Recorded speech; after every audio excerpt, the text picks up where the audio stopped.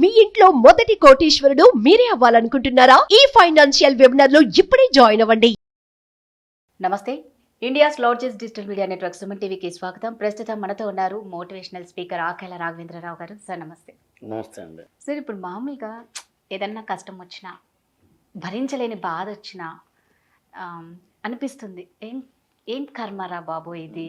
In case ఎవరికన్నా మన opposite person ఎవరన్నా వస్తే వాడి కర్మ అది అంతే, వాడి బతుకే అంత, వాడి కర్మ, దాన్ని ఎవడు మార్చలేరు అంటారు. ఏంటి సార్ అసలు ఈ కర్మ అంటే ఏంటి? దీన్ని నమ్మాలా నిజంగా? అంటే యాక్చువల్గా ఏంటంటే కర్మ సిద్ధాంతం ఇలాంటి పదాలు మనం వింటుంటాం. నువ్వు ఒక పని చేస్తే ఆ పని వల్ల నీకు ఒక లాభమో నష్టమో జరుగుతుంది, దానికి రిజల్ట్ రేపటి రోజున కనిపిస్తుంది అనే దాన్ని బేస్ చేసుకుని మనం కర్మ సిద్ధాంతం అని చెప్తాం. కర్మ అన్నప్పుడు మనకి ఎప్పుడైనా ఏదైనా ఒక కష్టం వచ్చినప్పుడు ఎక్కువగా వాడతాం.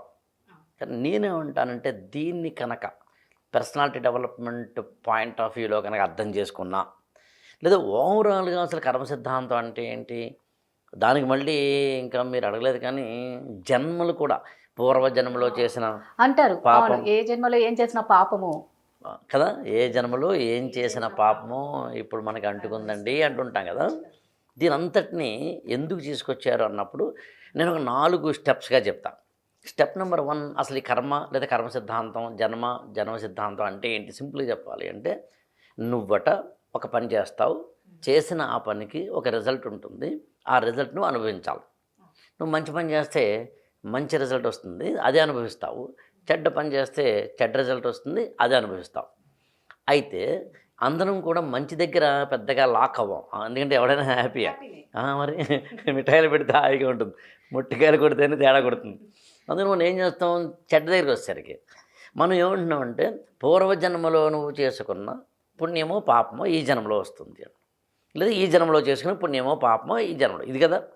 అప్పుడు మనకి ఏమనిపిస్తుంది అంటే, ల్యాండ్ కబ్జా చేసిన వాళ్ళు, దొంగతనాలు చేసిన వాళ్ళు, దగులుబాజీ పనులు చేసిన వాళ్ళు, మన చుట్టూరా పెద్ద ఏదో రాజకీయాల్లో పెద్ద గొప్పడైపోతూ ఉంటాడు, పెద్ద పెద్ద డబ్బులు సంపాదించేస్తూ ఉంటాడు. మంచి వాళ్ళు లేదా మంచి పనులు చేసిన వాళ్ళు మాత్రమే హయ్యర్ పొజిషన్లోకి వెళ్ళడము, చెడ్డ వాళ్ళందరూనేమో లోయర్ పొజిషన్లోకి వెళ్ళడము జరగదు, మనకి జరగదు ఎప్పుడు. అంతే కదా, అందుకనే మంచి వాళ్ళందరూ మామూలుగా ఉండిపోతారు. మేము అవును, ఎంత మంచిగా ఉన్నా మాకు అసలు ఏమీ లేదు ఇక్కడ, చెడ్డ వాళ్ళకే కాలం ఉంది, మంచికి కాలం లేదు అనేది అందులోనే మాట. అలాంటప్పుడు మరి దీన్ని ఎలా అర్థం చేసుకోవాలి అంటే, గతంలో నువ్వు చేసిన పుణ్యాలట ఈ జన్మలో జరిగిన, లేదా ఈ గతంలో చేసిన పుణ్యాలట ఈ జన్మలో నీకట ఒక రిజల్ట్ ఇస్తుంది. అది దీని అంతటినీ మొట్టమొదటి పాయింట్లో మనం ఎప్పుడైతే దీన్ని బ్రేక్ చేయగలుగుతామో, అంటే కర్మ సిద్ధాంతం, జన్మ, దీన్ని మనం బ్రేక్ చేయగలుగుతామో, అప్పుడు మనం దీంట్లోంచి వ్యక్తిత్వ వికాసం తెలుసుకోవచ్చు. దానికి రెండో పాయింట్ అదేంటంటే, మనందరము కూడా ఇంతకుముందు చేసిన దానికి ఇప్పుడు, ఇంతకుముందు చేసిన దానికి అప్పుడు ఏముండదు. దీన్ని నేను అంత అందంగా చెప్తాను, జాగ్రత్తగా విన్నావు. మనందరం కూడా ఒక స్వభావాన్ని కలిగి ఉంటాం, మంచి కావచ్చు చెడ్డ కావచ్చు. మనకున్న స్వభావాన్ని ఆధారపడి మన ప్రవర్తన ఉంటుంది. మనకున్న ప్రవర్తనను బట్టి మన అలవాట్లు ఉంటాయి, మన అలవాట్లను బట్టి మన కర్మలు, పనులు ఉంటాయి, మన పనులను బట్టి రిజల్ట్స్ ఉంటాయి. అందుకని మనందరము కూడా మనం ఎలా ఆలోచిస్తున్నామనే దాన్ని బట్టి మాత్రమే, ఎలా ప్రవర్తిస్తున్నామనే దాన్ని బట్టి మాత్రమే మనకి రిజల్ట్స్ ఉంటాయి. అలా అనుకున్నప్పుడు మరి మంచి వాళ్ళకి అంతా మంచి జరగాలి కదా. నిజానికి మంచి వాళ్ళకి ఇప్పుడు మంచి జరుగుతుంది. ఎలాగ చెప్తాను, మనందరూ ఏమనుకుంటామంటే డబ్బు, పదవి, హోదా, ఇంకా పలుకుబడి, ఇవి మాత్రమే మనం క్వాంటిఫై చేస్తాం. అంటే మనకు అర్థం చెప్పాలి అంటే, మనకు వచ్చే ఏదైనా ఒక యూట్యూబ్లో వీడియోకి వ్యూస్ని బట్టి మనం దాన్ని క్వాంటిఫై చేస్తాం. కానీ దేనికి వ్యూస్ వస్తాయి? ఇప్పుడు ఉదాహరణకి ఒక మంచి కంటెంట్ని, మంచి మాటని నువ్వు చెప్పి చూడు, తక్కువ వ్యూస్ వస్తాయి, ఖచ్చితంగా తక్కువ వ్యూసే వస్తాయి. ఇప్పుడు ఏదో ఒక పనికి మాలినది ఏదైనా పెట్టి చూడు, సొల్లు చెప్తూ ఉంటే ఎక్కువ వస్తాయి.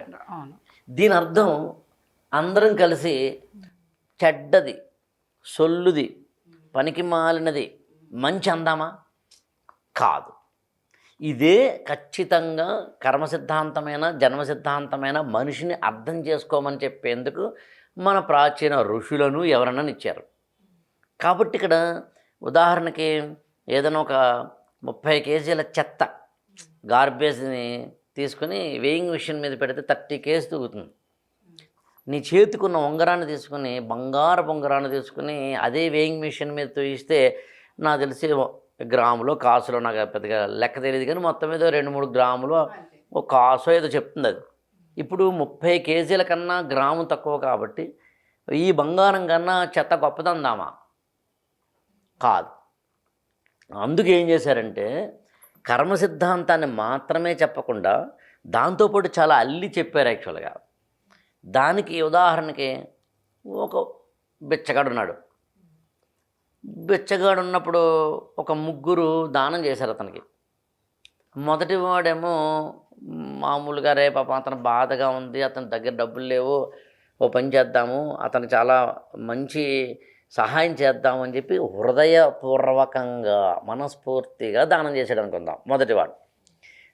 రెండో వాడు ఏం చేశాడంటే ఆడు చేస్తున్నాడు రాబోయే మనం కూడా చేస్తే బాగుంటుందేమో, లేకపోతే జనాలు చూస్తున్నారు, ఏదో ఏదో టీవీ వాళ్ళు చూస్తున్నారు, నా గురించి గొప్పగా రాస్తారు, నాకు అవార్డులు ఇస్తారు, పద్మశ్రీ అవార్డులు అంటే వస్తాయి కాబట్టి చేద్దామని అనుకుని ఉండొచ్చు, అని చేసి ఉండొచ్చు. బయట తెలియదు, వాడికే తెలుస్తుంది. మూడో వాడు వాళ్ళిద్దరు చేస్తున్నారా బాబు మనం కూడా చేతో పని వదిలేదు అని చేసి ఉండొచ్చు. చాలా జాగ్రత్తగా విను. దానం 3 చేశారు, రిజల్ట్ బయటకు 3కి వచ్చింది. రిజల్ట్ బయటకు 3కి వచ్చింది, 3 వల్ల వచ్చింది, 3 వల్ల సమానంగా వచ్చింది. అంటే రిజల్ట్ని అనుభవించిన వాడు బయటవాడు బాగానే ఉన్నాడు, కానీ కర్మ సిద్ధాంతం ఏం చెప్పిందంటే ఈ 3కి సమానంగా పుణ్యం రాదని చెప్పింది. రాదు. ఎవరికి వస్తుంది అంటే ఎవరైతే మనస్ఫూర్తిగా చేశారో వాళ్ళకు వస్తుందని, మిగతా వాడికి రాదని చెప్పారు యాక్చువల్గా. అంటే కర్మ సిద్ధాంతం ఒక బ్యాంక్ అకౌంట్ లాగా మొదటి వాడికేమో 30 రూపాయలు, రెండో వాడికేమో 20 రూపాయలు, మూడో వాడికి 10 రూపాయలు వేస్తోందని చెప్పినంత మాత్రాన దాని అర్థం ఏంటంటే నువ్వు ఏ పని చేసినా మనఃపూర్తిగా చెయ్యి, నువ్వు ఏ పని చేసినా ఆత్మశుద్ధితో చెయ్యి, నువ్వు ఏ పని చేసినా త్రికరణ శుద్ధిగా చెయ్యి. ఎంత అత్యద్భుతమైన కాన్సెప్ట్ అంటే ఈ కర్మ సిద్ధాంతం లాంటి అర్థం చేసుకుంటే. దానికి ఏం చేశారు మళ్ళీ, మరి నా మనసులో ఎవరున్నారు సార్, ఎవడు పట్టుకుంటాడు దీన్ని? 3 బయటికి బాగానే చేశాంగా. అంటే మామూలుగా దీనికి కొన్ని 100 ఉదాహరణలు చెప్పచ్చు, మన టైం ఉండాలి తప్పించి. కానీ ఇప్పుడు రోడ్డు మీద అందమైన స్త్రీ వెళ్తుంది, ఒక్కొక్కరు కూడా చూస్తారు. లోపల ఎలా చూసుకుంటున్నావు అనేది ఎవరు తెలుస్తుంది? బయటికి చెల్లయ్య గారు బాగున్నారా అనొచ్చు, నిజంగా చెల్లయ్య గారు అన్నాడా, చెలిగారు అన్నాడా అనేది ఎవరు తెలుస్తుంది? చెలిగారు, వీడికి మాత్రమే తెలుస్తుంది. చెలిగారా? అంతేగా మరి, వీడికి మాత్రమే తెలుస్తుంది. అందుని ఆ లోపల ఉన్న దాన్ని ఎవరు గమనిస్తారు? ఎవరో ఉండాలి కదా, సుప్రీంకోర్టు చీఫ్ జస్టిస్ లాగా. దాన్ని పరమాత్మ అన్నారు. అందునే పరమాత్మని భావగ్రాహి అన్నారు. అంటే నీ మనసులో ఏం జరుపుకుంటున్నాయి, ఏమవుతున్నాయి, ఏమంటున్నావు, ఏం చేస్తున్నావు, ఎంత దగులుబాజీ అనే అకౌంటింగ్ ఒకళ్ళు చేస్తున్నారు రాబాయ్. చిత్రగుప్తుడో, యముడో, పరమాత్మో, విష్ణుమూర్తితో చేస్తున్నారని చెప్పడం ద్వారా నిజంగా వాళ్ళు అక్కడ ఉన్నారని కాదు, నువ్వు క్లీన్ అవ్వు అని చెప్పడం. ఇక్కడ ఉన్నారు. ఎవడైతే ఇక్కడ అంతఃకరణ శుద్ధితో చేస్తున్నాడో దానికోసమే కదా మన ఎమ్మెల్యేలు, ఎంపీలు వాళ్ళు అంతఃకరణ శుద్ధితో నేను వాగ్దానం చేస్తున్నాను అంటే ఎందుకన్నారు? అంటే బయటికి కాదురా కనిపించేది. ఇవన్నీ అర్థం చేసుకోవడం మొదలు పెడితే వీటి వెనకాల అంటే కర్మ సిద్ధాంతమైన, జన్మ సిద్ధాంతమైన, పాపమైన, పుణ్యమైన, స్వర్గమైన, నరకమైన, వ్రతాలైన, పూజలైన, వినాయక చవితి అయినా, నిమజ్జనాలైనా, ఎవ్రీథింగ్ ఆ మాటకు వస్తే దేనికైనా సరే ఏమిటి అంటే దాని వెనకాల ఉన్నదాన్ని అర్థం చేసుకుని దాని ఆధారంగా నీ జీవితాన్ని మరింతగా పునీతం చేసుకునేందుకు పసిడి పతకాల హారం కాదురా విజయతీరం. ఆట అనే మాటకు అర్థం నిన్ను నువ్వే గెలిచి యుద్ధం, నిన్ను నువ్వే గెలిచి యుద్ధం. ఆ మనసుని గెలవగలగాలి, నిన్ను నువ్వు గెలవగలగాలి అని చెప్పేందుకు చాలా సింబాలిక్గా ఇవన్నీ చెప్పారు యాక్చువల్గా. మనం అవన్నీ మర్చిపోయి పిల్లేదో కళ్ళు మూసుకుని పాలు తాగుతుంది ఎవరు చూడరంటగా చేస్తే ఎవడో ఒకడు చూస్తాడు రాబాయ్ అని చెప్పడం ద్వారా చేసిన అత్యద్భుతమైన ఈక్వేషన్ ఇది. అంటే ఇప్పుడు ఒక చిన్న డౌట్ సార్, మామూలుగా ఒకప్పుడు అయితే పోయిన జన్మలో చేసిన కర్మలు, పాపాలను బట్టి ఈ జన్మలో మనం అనుభవిస్తున్నాం ఒకప్పటి మాట. కానీ ఇప్పుడు అట్లా లేదు. నువ్వు ఈ జన్మలో చేసిన పాపాలు ఈ జన్మలో నువ్వు ఆ కర్మ అనుభవించాల్సిందే అంటారు కదా. ఆ లెక్కన వేసుకుంటే ఈ జన్మలో వేసిన మీరు ఇందాక అన్నారు మనం ఏది చేసినా రివర్స్ వస్తుంది. మీరు అన్నారు 100% కరెక్ట్. మంచి చేస్తే మంచి వస్తుంది, చెడు చేస్తే చెడు వస్తుంది. కానీ మంచి వాళ్ళు మాత్రం ఈ రోజుటికి అంటే ఒక చిన్న లాజిక్ ఎందుకు చెప్తున్నానంటే సార్, ఆకలి ఉన్నప్పుడే అన్నం తినాలి, కడుపు నిండా అన్నం పెట్టాలి. మనం వయసులో ఉన్నప్పుడు మనకేవి అందక నీకంటే ఒక రోజు వస్తుంది, నువ్వు మంచిదని, వయసు అయిపోయినాక ఆ రోజు వస్తే ఏంటి రాకపోతే అందరూ వయసు అయిపోయినాక చచ్చిపోతారు, రోగాల బారిన పడతారు. ఏం అర్థం కాదు. యాక్చువల్గా ఇక్కడ లాజికల్గా చూసినప్పుడు పెద్దవాళ్ళు చెప్పినా లేదా అనుభవం చెప్పినా అది కాదు, మన ఇంటర్ప్రిటేషన్లో రాంగ్. యాక్చువల్గా ఏంటంటే ఇప్పుడు ఒక వ్యక్తి అంటే ఉదాహరణ ఏ అనే వ్యక్తి బి అనే వ్యక్తిని మోసం చేశాడబ్బా.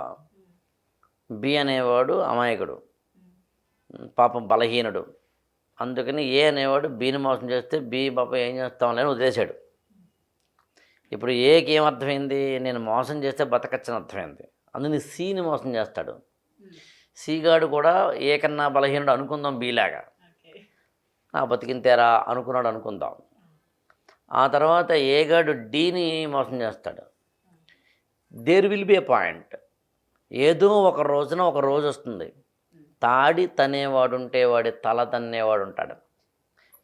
ఏ అనేవాడికి బీని మోసం చేసిన మొదటి క్షణంలో ఏమర్థమైందంటే నేను మోసం చేస్తే కాలరెత్తి బతకచ్చని అర్థమైంది.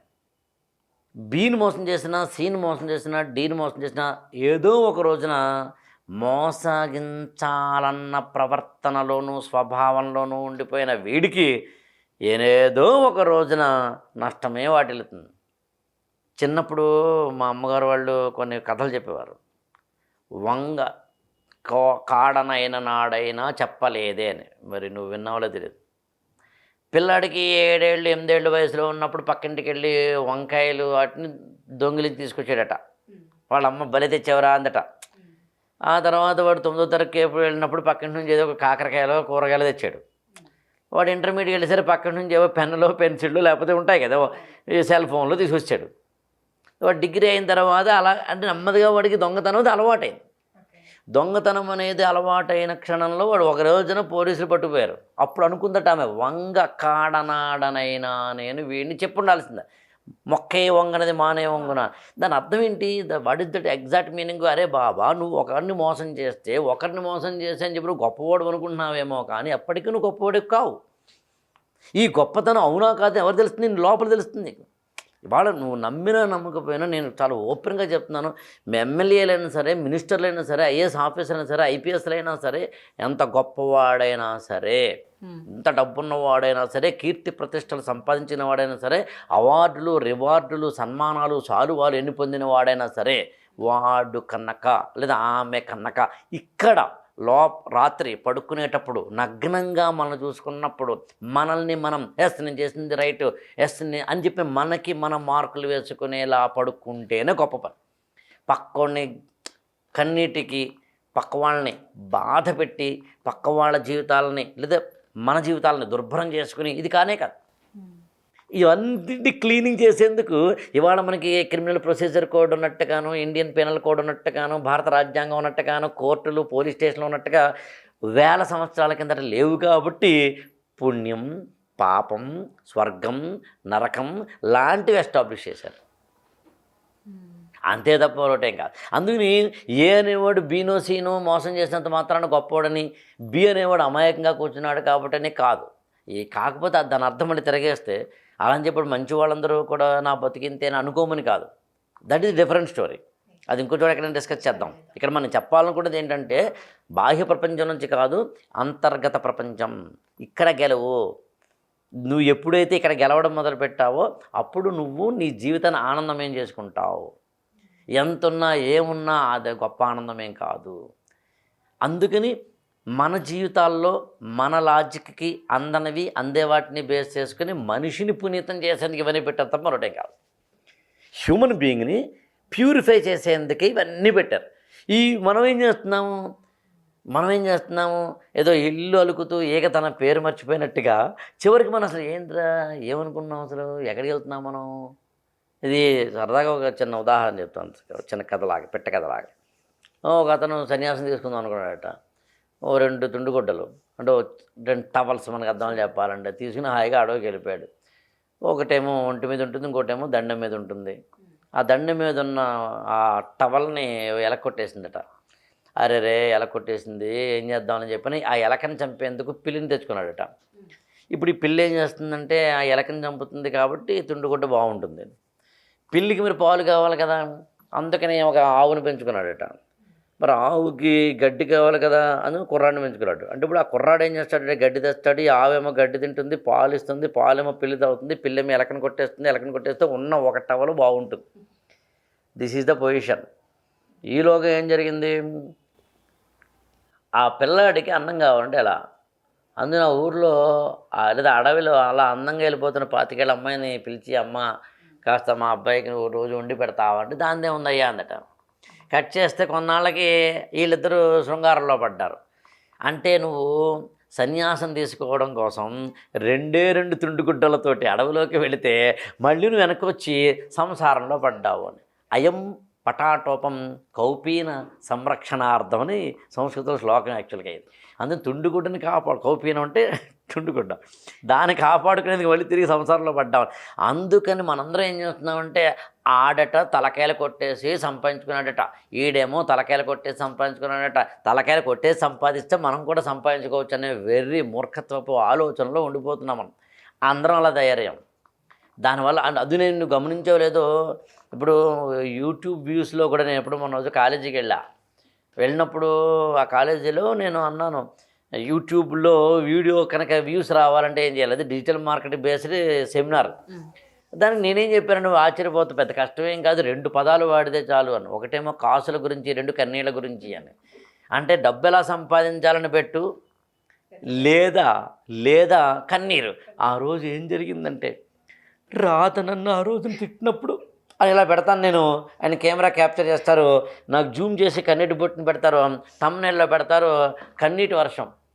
కానీ నిజానికి కన్నీరు చాలా విలువైందని, దాన్ని దేని బట్టి దానికి వాడింది కాదని, కష్టంలో ఉన్నప్పుడు కన్నీరు కార్చోడు గొప్పోడు కాదని, కన్నీరును తుడుచుకుని గొప్ప పనులు చేసినోడు గొప్పోడు అవుతాడని, ఈ వేలున్నది ఎదుటి వ్యక్తి కన్నీరు తుడవడానికని, ఇన్ని రకాలుగా చెబితే ఎవడు చూడు. అసలు చూడరు. ఇప్పుడు మీరు ఇది చెప్పారు కాబట్టి చూస్తారు. ఇది కూడా అక్కడ కోసమే నేను ఉన్నానంటే అది కూడా చెప్తాను. నేను అసలు ఇతరులు చూడటం కోసం, వ్యూస్ కోసం, సబ్స్క్రైబర్ల కోసం, కాసుల కోసం మాత్రమే నువ్వు పని చేస్తున్నావు అంటే గొప్ప పని చేయట్టినాడు కాదు. నేను దాని కూడా చెప్తాను యాక్చువల్లీ. అది కాదు గొప్ప పని, ఏమాత్రం కాదు. ఎందుకంటే ఎప్పుడు గుర్తుంచుకో, శాశ్వతత్వం కావాలి అనుకున్నవాడు తాత్కాలికమైన వాటికి జోలికి వెళ్ళడు. అందులో ఇవాళ ఒక స్వామి వివేకానంద ఇవాళ మాట్లాడుతున్నాం మనం, ఒక ఆల్బర్ట్ ఐన్స్టీన్ గురించి ఇవాళ మాట్లాడుతున్నాం మనం, ఒక చంద్రశేఖర్ ఆజాద్ గురించి ఇవాళ మాట్లాడుతున్నాం మనం, ఒక చంద్రగుప్త మౌర్యుడి గురించి ఇవాళ మాట్లాడుతున్నాం మనం, కౌటిల్యుడి గురించి ఇవాళ మాట్లాడుతున్నాం మనం. ఇప్పుడు ఏం పట్టుకుపోయారు మొత్తం అదో మామూలుగా అలెగ్జాండర్ గురించి చెప్తారు ఎప్పుడు. యాక్చువల్గా ఆయన వెళ్ళిపోతూ 2 గుప్పిట్లను బయట పెట్టేసి నా శవాన్ని ఏదో కప్పమన్నాడట. ఎందుకు రాబోయే ఎలా చేయాలి అంటే, ఖాళీ గుప్పిట్లతో వెళ్తున్నాను అని. నిజంగా లాజికల్గా ఆలోచించి ఏం పట్టుకెళ్తావు చెప్పు, నువ్వు ఏం పట్టుకెళ్తావు? ఏమీ పట్టుకెళ్ళవు. లాజికల్గా చూడు. అది అందరికీ తెలుసు సార్, బట్ దాన్ని ఎంతవరకు అంటే ఒకరికి చెప్పే వరకు, ఆ చెప్పినప్పుడు వినే వరకే ఉంటుంది. ప్రాక్టికల్గా ఎవరు అది మైండ్లో పెట్టుకోరు. అది అందరికీ తెలుసు. మనం వచ్చినప్పుడు ఏం తీసుకురాలా, వెళ్ళేటప్పుడు ఏం ఎవరు పెట్టుకోరంటే నేను నమ్మను.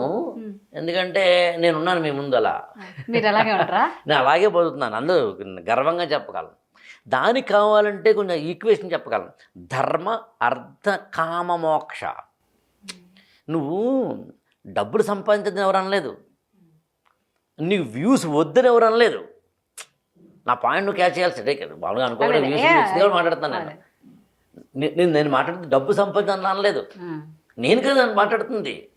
అసలు హిందూ తత్వంలోనే తీసుకుందాం, పురాణాల్లో తీసుకుందాం. లక్ష్మీదేవి ఎందుకు ఉండాలి?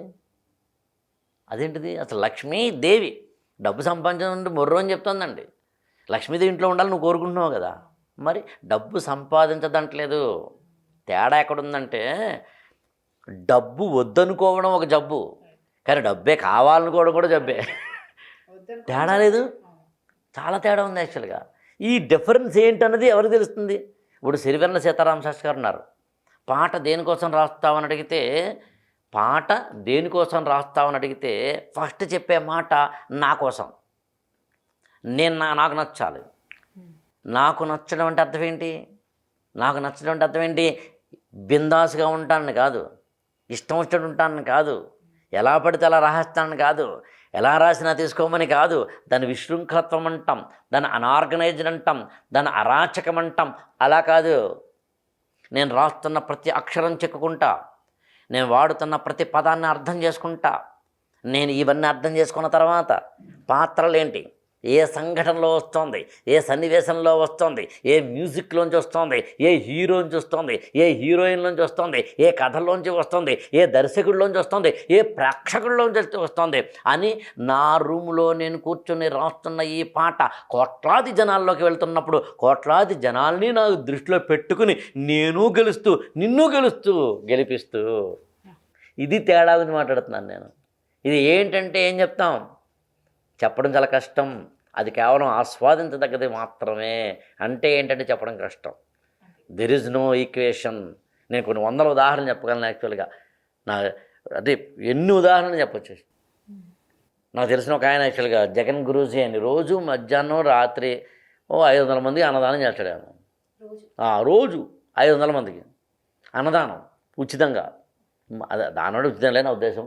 మరి అంటే నేను అనేది ఏంటంటే మన చుట్టూ లేరని కాదు, చాలా అరుదు. అయితే చాలా ఎప్పుడు అంతే కదా, తక్కువ. నత్తగురలు ఎక్కువ ఉంటాయి, ముత్యాలు తక్కువ ఉంటాయి సముద్ర ఒడ్డున. చాలా తక్కువ మంది కూడా మనకు కనిపించడం కష్టం అయిపోతుంది ఇంతమంది. లేదు, నేను ఒప్పుకోను. యాక్చువల్గా వాళ్ళు ఎక్కువ ఉన్నారు. నేనైతే అంటే వాళ్ళు ఎక్కువ వీళ్ళు ఎక్కువ అని కూడా పదం వాడిని ఇంకోలా చెప్తాను రాదా. అదేంటంటే అసలు వీళ్ళకో వాళ్ళకో వద్దు, వీళ్ళు గొప్పవాళ్ళు తక్కువ అని వద్దు. ఎవరి జీవితం వాళ్ళు జీవించాలి. ఎవరి జడ్జిమెంట్, నేను యాక్చువల్గా జడ్జిమెంట్ కూడా ఇవ్వట్లేదు ఇక్కడ. నేను ఇస్తుందల్లా ఏంటంటే జీవితం అనేది బఫే లాంటిది. అక్కడ పచ్చిమిరకాయ బజ్జీ ఉంది, ఈ పక్కన పెరుగన్నం ఉంది. ఏం తీసుకోవాలో నీది చాయిసెస్ అన్నీ ఉన్నాయని చెప్పడం నా ఉద్దేశం. వీటి వెనకాల ఉన్న రహస్యాలు చెప్పడం నా ఉద్దేశం. మామూలుగా నువ్వు చెప్తే ఆశ్చర్యపోతావు. ఇప్పుడు మనకి సంస్కృత శ్లోకం ఉంది, మనకు తెలియదు. వాద్యం వైద్యం, ఓకేనా? అంటే వాద్యం అంటే లీగల్ ప్రాక్టీసెస్, వైద్యం అంటే మెడిసిన్. ఈ రెండింటికి డబ్బు తీసుకుంటే పని చెయ్యదు అని ఒక రూల్ పెట్టారు. ఇందులో ఏమి ఉన్నా కూడా చెప్తాను. వాద్యం ఉంది, వాద్యం అంటే లీగల్ ప్రాక్టీసెస్. వైద్యం ఉంది, medicine practices, okay, or medical practices. అలాగే మంత్రోపాసన అంటాం కదా. అలాగే జాతకాలు, ఆస్ట్రాలజీ, పామిస్ట్రీ లాంటి. అందులో నువ్వు ఈ మధ్య ఒకసారి పక్కన పెట్టి, కానీ బేసికల్గా జ్యోతిష్యం తెలిసిన చాలామంది ముహూర్తాలు డబ్బులు తీసుకోరు. అక్కడ ఏదో పెట్టి వెళ్ళిపోండమ్మా అంటారు అప్పట్లో. ఎందుకు చెప్పారు అలాగా? అదేంటిదంటే దాని సింపుల్ చెప్తాను చూడు నీకు. వైద్యము, వాద్యము, జ్యోతిష్యము, మంత్రోపాసన, ఎక్స్ వై జడ్ పూజలు, పునస్కారాలు లాంటి వాటిలో డబ్బులు ఎందుకు తీసుకోవద్దన్నారంటేట, డబ్బులు తీసుకుంటేట ఈ మంత్రం పనిచేయదట, ఈ వాద్యం పనిచేయదట, ఈ వైద్యం పనిచేయదట. ఎందుకన్నారంటేట అందులో పెద్ద రహస్యం ఏం లేదు తెలుసా నీకు? సింపుల్ రహస్యం ఉంది. ఎవరైతే బాధల్లో, రోగంలో ఉంటారో వాళ్ళే కదా వైద్యుడి దగ్గరికి వచ్చేది. వైద్యుడికి ఎప్పుడైతే అందులోంచి డబ్బులు వచ్చాయో అప్పుడు ఏం చేశాడు? ఊర్లో వాళ్ళందరూ కూడా రోగాలు, రష్టులతోటి ఉండాలని రోజు కోరుకుంటాడు. అది మానవ సహజం కదా. అది అసలు నీకు దానివల్ల డబ్బు తీసుకుంటే నీకు నీ యొక్క వైద్య శక్తి అయిపోతుంది, వైద్యమే పనిచేయదని ఎప్పుడైతే రూల్ పెట్టారో కంట్రోల్లో ఉంటాడు.